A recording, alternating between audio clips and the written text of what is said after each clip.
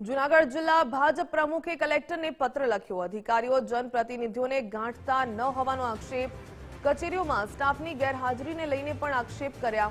જિલ્લા પંચાયતના તલાટી મંત્રી સમયસર હાજર રહેતા નથી। મહેસૂલી તલાટી ગામમાં હાજર રહેતા ન હોવાની રજૂઆત।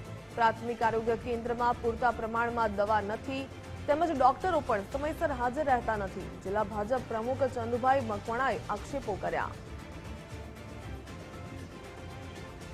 વધુ વિગત મેળવે સંવાદદાતા અતુલ વ્યાસ પાસેથી। અતુલ, જૂનાગઢ જિલ્લા ભાજપ પ્રમુખે કલેક્ટરને પત્ર લખ્યો કે અધિકારીઓ ગાંઠતા નથી। આ સમગ્ર મામલો શું હતો?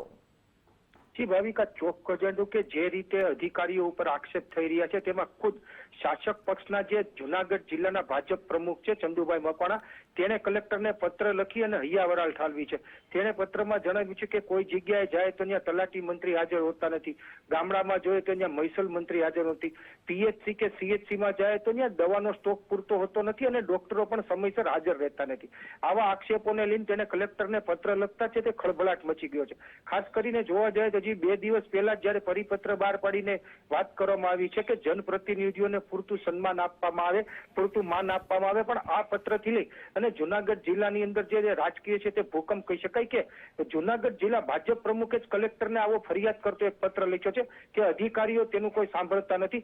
સાથે માહિતી મળતી મુજબ એમ પણ જાણવા મળ્યું કે તેણે આ બાબતે અનેક વખત રજૂઆત કરી છે, તેનું કોઈ પરિણામ ન આવતા આખરે ચંદુભાઈ મકવાણીએ કલેક્ટરને આ પત્ર લખતા ખળભળાટ મચી ગયો છે। જી ભાવિકા। જી, ધન્યવાદ જાણકારી બદલ અતુલ।